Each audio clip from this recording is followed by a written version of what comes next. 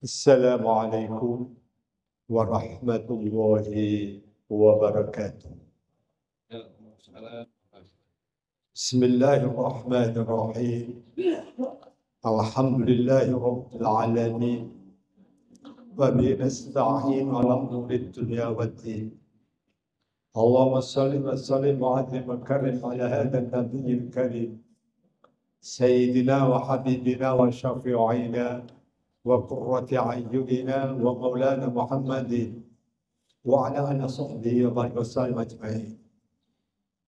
Allahumma bina bil ilmi wa zayyinna bil hilmi wa akrimna bit taqwa wa jannina bil afiyah. Amin. Yang sama-sama kita muliakan imam kita Al-Mukarram Bapak Haji Sudirman. Mudah-mudahan Allah berikan kesehatan. Para DKM semuanya, DKM Masjid Nurul Amin yang dimulakan oleh Allah Subhanahu wa Ta'ala, dan Allah berikan mereka kekuatan terus berkhidmat untuk Masjid Nurul Amin yang mulia ini. Amin. Ibu-ibu, bapak-bapak, sahabat-sahabat jamaah Masjid Nurul Amin yang dimuliakan oleh Allah. Alhamdulillah pada pagi hari ini Allah memberikan anugerahnya iman, Islam dan ihsan, khususnya sihah wal afiyah. Allah beri kita kesempatan, kemampuan, kesehatan untuk bisa hadir bersama-sama di Masjid Nurul Amin yang mulia ini. Kita sholat subuh berjamaah, terus kita beriktikaf, kita lanjutkan dengan kajian-kajian dalam rangka untuk meningkatkan ilmu kita tentang Islam ini yang nantinya terus kita bisa mengamalkan di dalam kehidupan kita sehari-hari. Mudah-mudahan ini semuanya akan mendatangkan keberkahan dari Allah Subhanahu wa Ta'ala.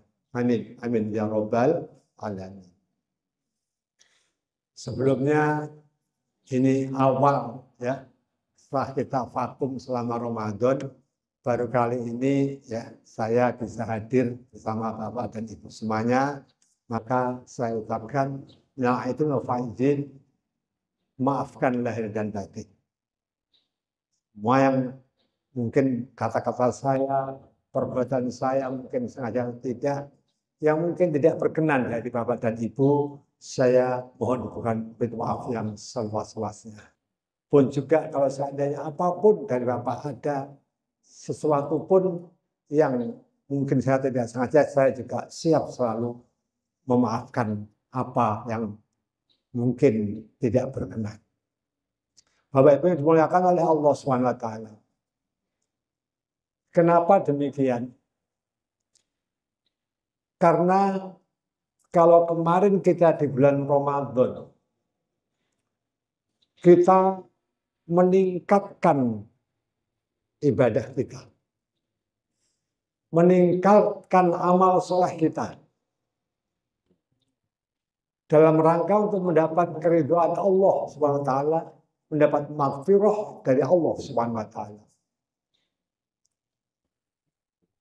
Maka setelah Ramadan ini kesempatan juga kita untuk meminta maaf kepada sesama kita, dalam keluarga, tetangga, masyarakat, kampung, semuanya. Kalau kemarin Ramadan itu kita meningkatkan vertikal kita, hubungan kita kepada Allah, selanjutnya kita ganti horizontal, ya, saling memaafkan antara sesama. Kita minta kekhawalan kepada sesama kalau mungkin ada sesuatu yang tidak berkenan. Kenapa demikian? Sebab kesalahan itu mungkin kepada Allah SWT, mungkin juga kepada sesama. Kalau kesalahan kepada Allah Subhanahu wa taala itu 3 fondasinya. An-nadam, menyesal terhadap maksiat yang kita lakukan, al-azam bi ala ya'ud dari mislihi, ya, berniat kuat untuk tidak mengulangi, dan pada waktu itu sudah al-iqla' anidz dzambi, meninggalkan dosa itu. Jadi pertama salahnya adalah an-nadam, menyesali, kenapa kok saya melakukan maksiat? Kenapa kok saya meninggalkan kewajiban? Menyesali karena Allah. Yang kedua adalah al-iqla' anidz dzambi. Ketika dia menyesali itu sudah ditinggalkan itu kedosa, maksiat. Ditinggalkan itu sesuatu yang haram itu ditinggalkan. Yang ketiga adalah al-azam bi ala ya'ud mithlihi, berniat kuat untuk tidak mengulangi lagi. Ini 3 ini fondasi supaya kita taubatan nasuha. Ini harus 3 ini. Jadi nggak ada bertobat tapi sudah ada ancang-ancang besok begini lagi, ya itu namanya itu nggak ada nadam itu, ya, obat sambal istilahnya, ya kan. Jadi ada penyesalan dan meninggalkan itu dosa, dan ada niat kuat untuk tidak mengulangi, begitu. Adapun suatu saat kemudian dia terpleset lagi, ya bertobat lagi. Tapi nggak ada rencana untuk terpleset gitu ya. Karena orang itu biasa dalam perjalanan itu kadang-kadang khilaf. Kalau maaf kepada sesama itu lebih berat lagi. Sebab tambah persyaratan. Tambah persyaratannya, kalau tadi 3 menjadi 4. Yang 3 tadi ditambah apa? Ditambah minta maaf kepada orang yang bersangkutan. Allah tidak akan mengampuni sebelum, ya, kesalahan kita kepada sesama, ya, orang yang kita sakiti, orang yang kita zalimi itu dimaafkan. Baru Allah memberikan pengampunan. Itu kalau dosa terhadap sesama. Jadi bukan yang penting minta maaf kepada Allah, minta mohon, ya, maaf kepada Allah, tapi dia nggak pernah, ya, minta maaf pada sesama, itu dosa-dosa antar sesama. Ini itu nggak bisa. Jadi yang keempat syaratnya harus istihlal, minta halan, minta maaf kepada orang yang bersangkutan. Supaya nanti di akhirat tidak bangkrut, tidak muflis. Rasulullah mengatakan, atadruna ma huwal muflis? Hei sahabat, tahukah kamu orang yang muflis? Kata sahabat, al-muflisu fina man la mata'ahu lahu wala dirham. Ya Rasulullah, muflis, orang yang tidak punya fulus, maksudnya orang yang tidak punya apa-apa, orang yang bangkrut, ya, itu adalah orang yang tidak punya harta dan tidak punya dirham. Dulu itu uang itu terbuat dari 2 koin, yang 1 dinar, yang 1 dirham. Kalau dinar itu tinggi karena dia dari emas. 1 dinar itu sekitar 4 gram emas, maka nilainya tinggi. Padahal sekarang itu emas diperkirakan 1 gramnya 1 juta. Jadi kalau 1 dinar itu nilainya 4 juta. Kalau dirham itu koin terbuat dari perak, dia murah. Dia murah. Nah, ini yang murah dirham aja nggak punya. Gitu. Ini kata sahabat. Tapi Rasulullah tidak menyalahkan. Cuma Rasulullah meluruskan begini. Al-muflisu min ummati man jaa'a yaumal qiyamati bi sholatin wa zakatin wa siyamin ja'aka laqad satama hadza wa qadhafa hadza wa safaka dama hadza. Fayutul hadza min hasanati wa hadza min hasanatihi. Fa in qadiyat ya. Fa in faniyat hasanatuhu ukhidha min dambihi fa yu'ta ilaih. Maksudnya demikian. Orang yang muflis, yang bangkrut dari umatku, kata Rasulullah, itu bukan itu. Itu orang yang nanti datang di hari kiamat di padang mahsyar.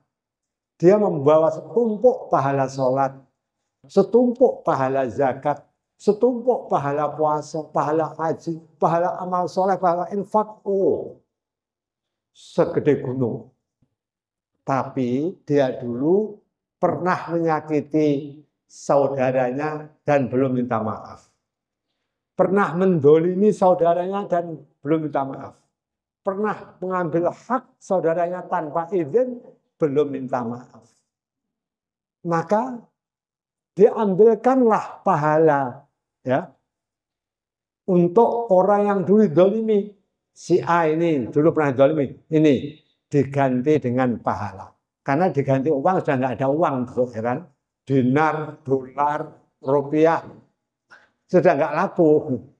Yang diambil pahalanya diberikan orang yang dulu didolimi. Ini yang dulu didolimi, ini yang dulu disakiti, ini yang dulu diambil haknya, ini yang dulu difitnah, ya, diambil pada mereka. Nah, kalau yang dulu didolimi banyak, ini pahalanya habis. Pahala sholat, pahala zakat, pahala haji, pahala amal soleh ini habis diberikan kepada orang-orang yang dulu didolimi ketika di dunia dan dia belum minta maaf. Setelah habis itu pahalanya, masih ada sisa orang yang didolimi yang belum dikembalikan. Nah, bagaimana? Dosanya orang yang didolimi dia ambil, ditumpahkan ke dia. Iya, jadi pahalanya habis, dosanya bertambah. Ini loh namanya muflis. Kalau di dunia, ya mohon maaf Pak ya, kalau di dunia mungkin kita bangkrut, insya Allah bisa beralih ya ke usaha yang lain. Pedagang bagus mungkin yang lain, mungkin Allah belum melihatkan jalannya. Oh, akhirnya ketemu jalan dan rezeki mengalir. Tapi kalau di akhirat bangkrut bagaimana? Udah nggak ada lagi, nggak bisa ke dunia lagi. Itulah. Makanya minta maaf itu adalah yang sangat-sangat penting. Mumpung kita masih sama-sama ini, kalaupun ada apapun, segeralah kita istighfar. Minta kekalahan, minta maaf, nggak usah malu. Lebih malu nanti di akhirat. Ya, nggak usah malu kita minta maaf kalau kita memang merasa salah. Ya. Rasulullah pernah diperlihatkan suatu peristiwa nanti di padang mahsyar. Rasulullah itu adalah mendapat mukjizat yang banyak. Di antara mukjizat Rasulullah itu adalah diperlihatkan peristiwa-peristiwa nanti di akhirat. Ketika Mi'raj diperlihatkan, ya kan? Peristiwa, oh ada orang yang lidahnya digunting, lalu digunting lagi. Oh, apa itu ada orang yang suka fitnah, suka nyinyir mulutnya. Oh. Jadi peristiwa itu diperlihatkan. Ya. Rasulullah pernah diperlihatkan surga, masih di dunia. Bahkan diperlihatkan ada suara orang yang lagi berjalan di surga. Masya Allah. Ya. Sehingga Rasulullah berkata, ya Bilal, aku mendengar suara telumpahmu, suara sandalmu di surga. Apa yang kamu lakukan? Oh, Bilal masih hidup. Dia itu muadzin Rasulullah. Ya, dia suaranya keras, dulu belum ada speaker kayak begini ya kan.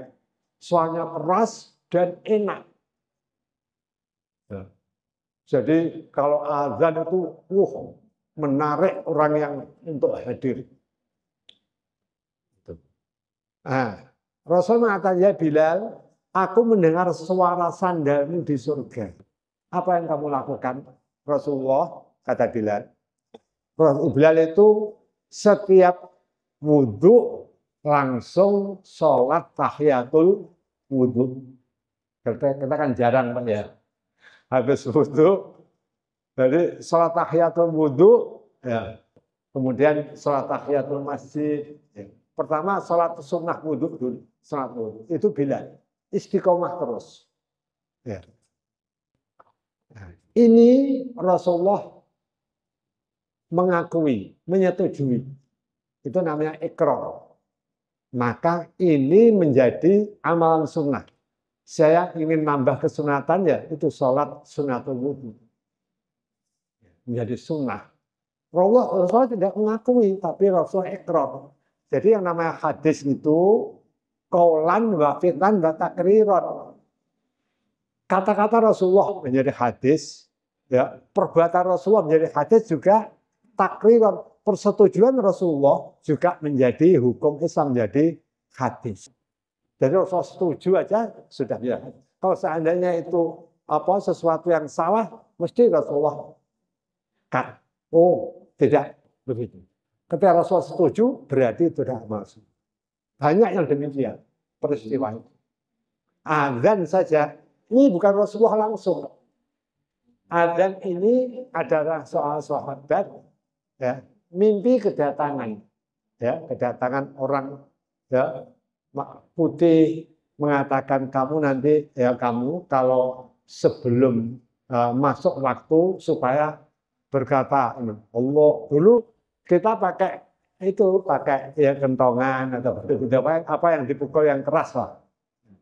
Itu ada sahabat mimpi kedatangan seorang yang ya seorang lah mengajarkan kamu kalau sudah masuk waktu berseru dengan Allahu Akbar sampai akhir.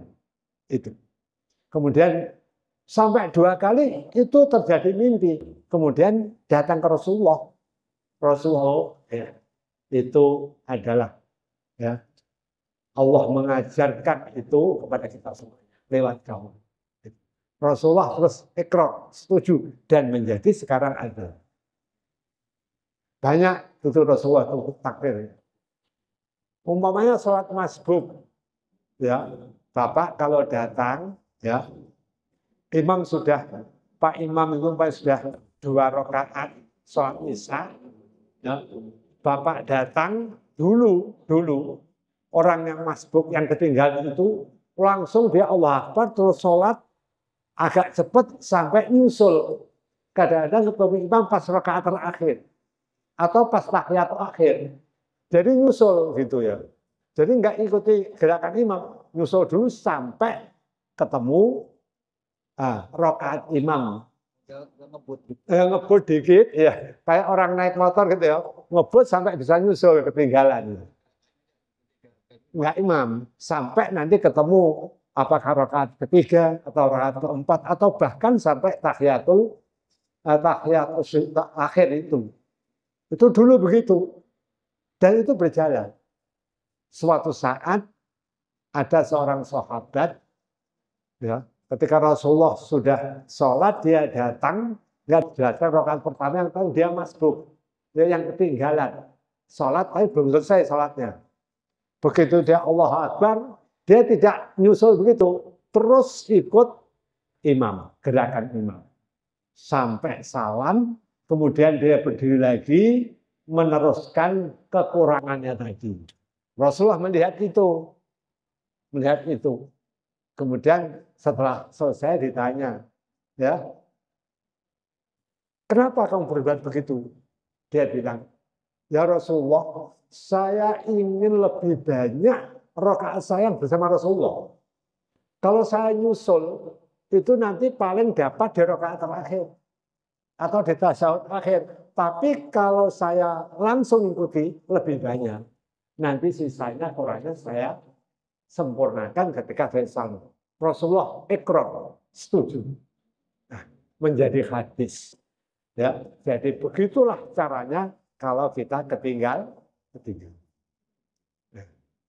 Suatu saat Rasulullah ini ceritanya, ketika duduk di masjid, ya, Rasulullah kelihatan sedang konsentrasi, ya, konsentrasi, diam. Ini menandakan bahwa Rasulullah itu kedatangan malaikat Jibril. Sering ketika Rasulullah datang wahyu itu konsentrasi sampai kadang-kadang keluar keringat. Ya, di dalam satu hadis itu ketika sahabat melihat itu langsung ya ada kain apa ditutupi biar tidak dilihat semuanya. Setelah selesai nanti dibuka lagi, gitu, ditutupi. Nah, dihijab gitu. Nah ini di masjid demikian. Cuma nggak begitu lama, ya. Kemudian habis itu Rasulullah ketawa gembira. Wah, sahabat ingin tahu, ya Rasulullah, apa yang terjadi? Ya, tadi saya lihat Rasulullah konsentrasi, ya. Kemudian setelah itu kok Rasulullah tertawa. Apa yang terjadi? Rasulullah cerita. Tadi baru datang malaikat Jibril memperlihatkan salah satu peristiwa yang pada umatku nanti di padang mahsyar. Di padang mahsyar. Bagaimana? Begini.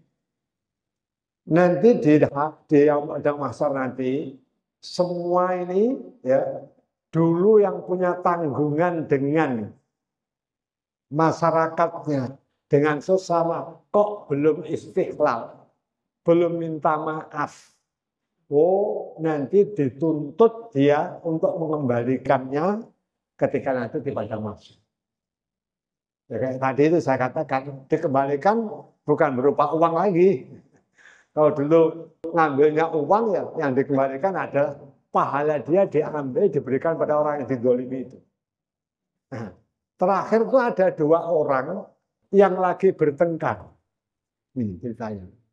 Dua orang yang lagi bertengkar ini, yang satu, kamu dulu mengambil hak saya. Dan sekarang saya tuntut kamu.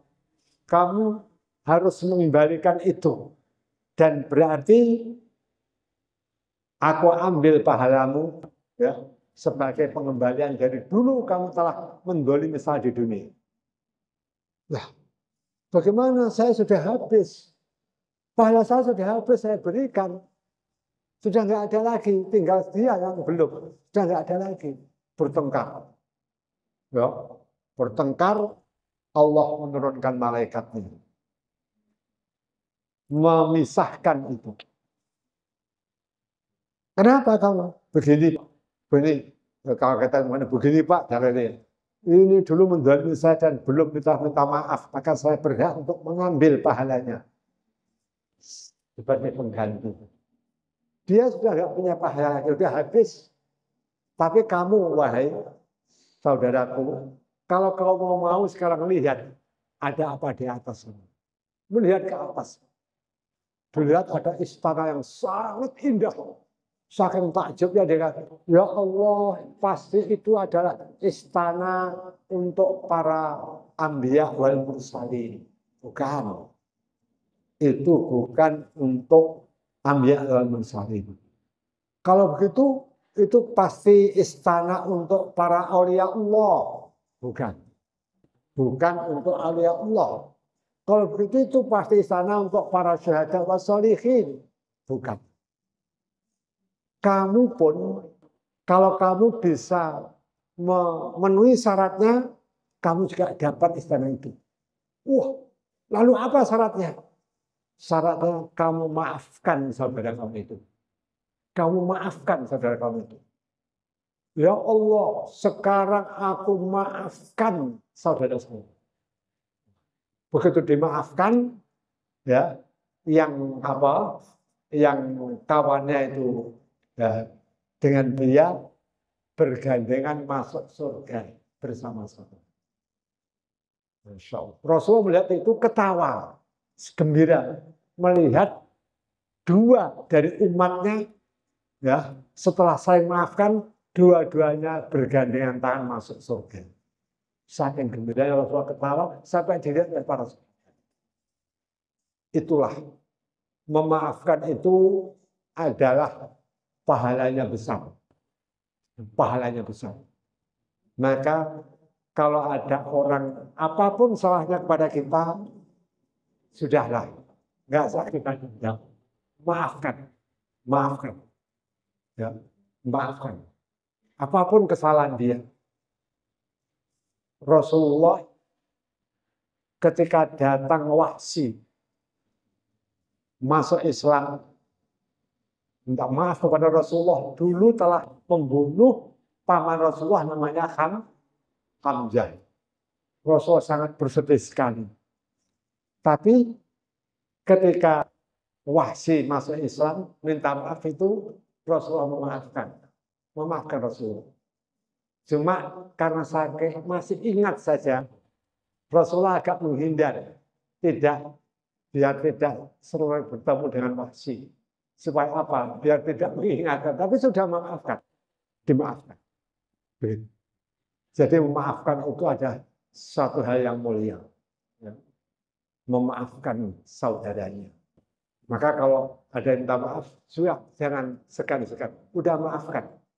Kalau kita memaafkan, insya Allah, kalau kita punya salah pun akan dimaafkan oleh orang yang pernah kita buat salah itu.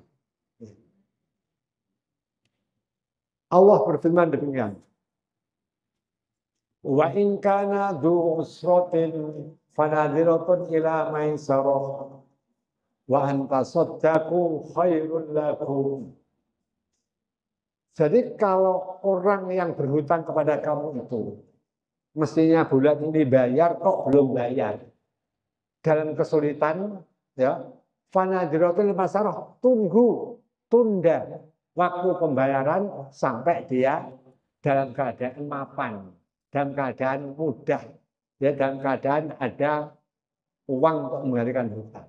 Tapi, ya, wa anta saddaqu khairul lakum. Kalau kamu maafkan, kamu sedekahkan saja hutang itu kepadanya, khairul lakum, lebih bagus darimu. Lebih bagus darimu.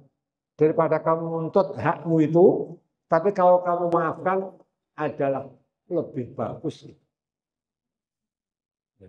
Kadang-kadang kita itu selalu menuntut hak. Ini hak saya, harus. Kita ingat ada Rasulullah bersabda yang maksudnya begini, afdhal fadhail, ya, an tasilaman faromaka wa an ta'fwa amman domalaka. Ya. Afdhal fadhail, paling utamanya, sifat yang utama. Jadi ya, fadhail itu sifat utama, ini afdhalnya. Kalau ini baik, yang baiknya lagi gitu. Afdhal fadhail, paling utamanya yang utama, ya, itu adalah antasilaman qata'aka. Kamu menyambung tali persaudaraan kepada orang yang memutuskan saudara kepadamu. Kamu menyambung. Gimana? Dia ini nggak pernah mau menegur saya, nggak pernah mau mengunjungi saya. Kayak memutuskan diri, mungkin karena saya mungkin di dalam ekonomi agak berkurang lah, tapi dia orang yang mampu, mungkin itu. Tapi kita tetap kita silaturahim. Kita tetap nyambung. Bagaimana caranya? Kita datang silaturahim, kita telepon, ya, menanyakan, tetap begitu. Meskipun dia nggak pernah membalas, kan biasanya itu, dia aja nggak pernah mau datang, ngapain saya datang, kan begitu, ya kan? Enggak. Jadi kita tetap nyambung orang yang memutuskan. Ini berat, tapi itulah paling utamanya yang utama. Berat memang, kan yang enaknya ngapain datang? Dia aja nggak pernah mengunjungi, ya kan? Ngapain dia nggak pernah negur? Ngapain saya negur? Kan begitu yang enak, ya kan? Tapi yang utama kita tetap nyambung silaturahim. Kalau Rasulullah itu pendendam, ya Ihsan nggak menyebar seperti ini, ya kan? Rasulullah itu selalu maafkan. Bayangkan ketika Fathu Makkah, ya, Makkah dikalahkan dan sahabat berhasil menduduki Makkah. Dulu orang-orang, ya, orang-orang yang dulu menyakiti Rasulullah sudah mereka takut semuanya. Tapi ketika mereka sudah kumpul, apa? Antum tolako, kamu bebas. Nggak ada dendam. Nggak ada dendam. Ya. Ingat ceritanya Yusuf alaihissalam. Ya. Ya, di dalam surat Yusuf itu ada ceritanya yang lengkap. Yusuf alaihissalam ini diperdaya oleh saudaranya. Bahkan mungkin mendekati kematiannya. Dilemparkan ke dalam sumur. Ya. Untung sumurnya airnya cukup, jadi meskipun jatuh ya tidak apa-apa. Dan untung juga di dalam sumur itu di pinggiran ada sebuah batu. Jadi dia nggak tenggelam, bisa langsung duduk di atas batu itu. Dan ketika saudaranya nanya, Yusuf jawab. Itu pun akan diambilkan batu besar mau ditimpakan ke sumur. Tapi dilarang oleh saudara tertua namanya Yahuda, jangan. Nah, akhirnya ditinggalkan. Diperdaya hampir terbunuh. Tapi ketika sudah Yusuf ya jaya, ini singkatnya, dan kemudian bertemu saudara-saudaranya, dan mereka kaget ternyata yang menjadi salah satu menteri perbendaharaan negara di Mesir adalah Yusuf. Mereka mengakui kesalahannya, dan Yusuf tidak dendam. La tasriba alaikumul yaum, tidak ada celaan kepada kamu hari ini. Ya, saya tidak membalas, tapi saya mintakan ampun kepada Allah untuk kamu semuanya. Begitu. Jadi memaafkan. Itu makanya antasilaman qata'aka.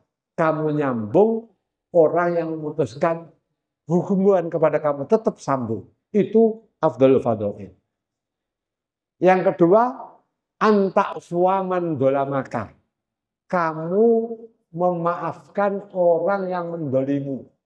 Orang yang mendolimimu, yang mengambil hakmu, ya. Kan yang enak, dia telah mendolimi, harus dong. Ini hak saya, harus saya ambil. Begitu. Dia telah menyakiti saya, saya ganti nyakiti. Kan yang begitu yang pas. Ya. Cuma kalau kita membalas itu tidak boleh berlebihan.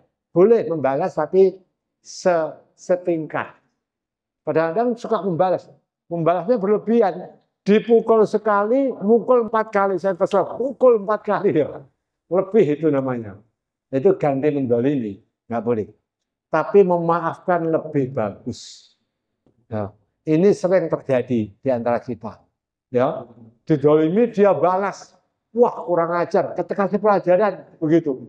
Nah, ini lebih bagus kalau kita memaafkan. Bahkan saya pernah bertemu ya seorang ya. Dia cerita. Dia dulu ketika masih kecil ya, itu bapaknya meninggalkan ibunya. Sampai dia itu dididik oleh ibunya. Ketika dewasa, bapaknya balik, dia dendam. Nggak mau ngomong dengan bapaknya. Nggak mau baik-baik dengan bapaknya. Saya bilang, salah kamu. Ya. Ketika bapak kamu dulu ya punya kesalahan, itu adalah urusan dia. Tanggung jawab buat dia. bapakmu. Tidak ada sangkut pautnya dengan kamu sebagai anak. Ya, enggak perlu kamu dendam, kemudian membalas, enggak. Lihat, kewajiban kamu sebagai anak adalah tetap menghormati kepada bapak kamu. Tetap menghormati ibumu. Ya, meskipun kayak apa dulu kamu merasa disakiti, sudah. Itu urusan dia. Tanggung jawabnya kepada Allah. Kewajiban kamu sebagai anak tetap ikromal walidain. Tetap menghormati orang tua. Akhirnya dia mau. Asalnya dia nggak mau ketemu bapaknya. Kan iya, dia nggak diurusin, ditinggalin oleh bapaknya gitu ya. Pas gede dia balik bapaknya. Marah ya anaknya, nggak mau ketemu. Ini salah. Jangan, ya. Itu kesalahan bapak kamu dulu, tidak memperhatikan ibumu, ya. Sebagai kewajibannya itu sudah. Itu ada urusan dia kepada Allah. Urusan kamu adalah tetap hormat kepada orang tua. Itu sababiah kamu ada di dunia ini, kamu lahir itu orang tua. Maka kamu terus ikroman meskipun dia dulu salah. Kan yang enak biar pelajaran. Wah, orang tuanya dipegang. Tidak boleh. Ya. Jadi kedudukan sekali sebagai anak, udah ikroman kepada orang. Tetap ikrom. Dan kita pun sebagai orang tua hendaknya kita mendidik anak kita ini sebaik mungkin. Sebab anak itu adalah simpanan pahala yang terbaik. Anak kita itu simpanan pahala yang terbaik. Apa itu? Ya, hadis mengatakan nanti kalau kita sudah wafat itu diantaranya yang mengalir pahala adalah waladun sholihun yad'u lahu. Anak yang soleh yang mendoakan. Ini. Jadi anak ini kita usahakan kita didik sebaik-baiknya mengerti agama sebab dialah itu nanti sumber pahala yang terus mengalir kepada kita kalau kita sudah dipanggil oleh Allah Subhanahu wa ta'ala. Bahkan ada sebuah riwayat mengatakan begini. Kullu amalin sholih ya'maluhul waladu ya yulhaqu ila abawaihi wa lam yad'u lahuma. Setiap amal soleh yang dilakukan oleh anak ini pahalanya akan diteruskan kepada bapaknya meskipun anak itu tidak berdoa untuk keduanya. Otomatis ya. Ketika anak-anak kita soleh dan solihah, nanti amal-amal soleh dia itu terus mengalir kepada orang tuanya. Meskipun dia tidak mendoakan. Otomatis. Ya, otomatis. Apalagi mendoakan. Ya. Enggak mendoakan sudah mengalir langsung. Makanya ini ya kita mari ya sama-sama kita didik putra-putri kita yang sebaik-baiknya. Kita arahkan ya yang kepada yang benar. Apapun kita usahakan semaksimal mungkin ya tetap kita terus memonitor terus. Kalaupun kita sudah memonitor umpamanya kok kemudian dia tetap tidak bisa diatur, sudah serahkan kepada Allah. Yang penting kita usaha sebaik-baiknya. Ya, jangankan anak kita Pak, anaknya Nabi aja ada yang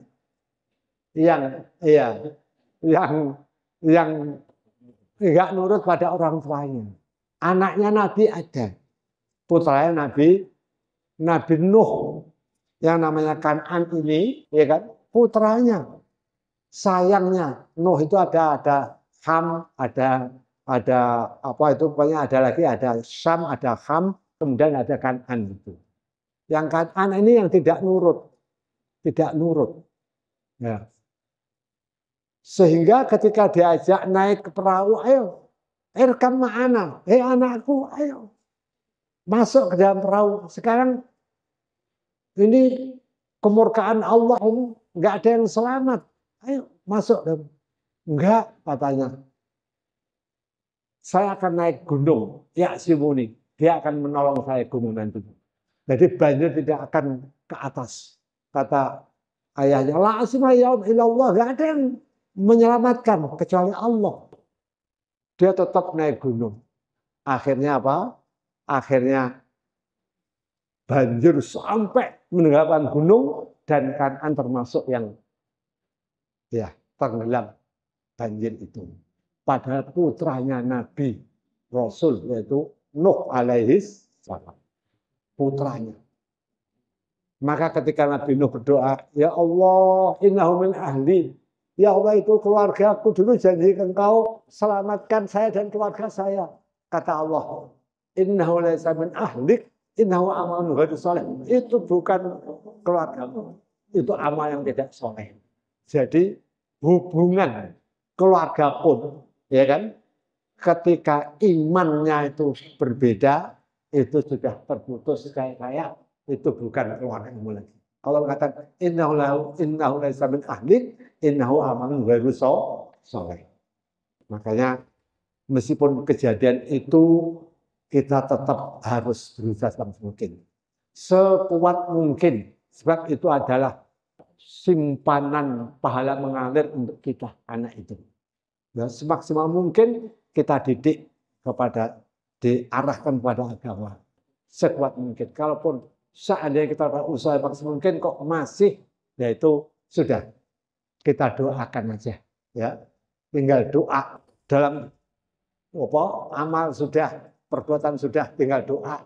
Mudah-mudahan Allah memberikan apa kesadaran begitu sehingga kembali ke jalan yang benar gitu. Ya, mudah-mudahan itu ya. Ini untuk pembukaan kita pada pagi hari ini ya. Mungkin bila mana ada yang perlu diperjelas atau yang perlu kita dialogkan, saya persilahkan.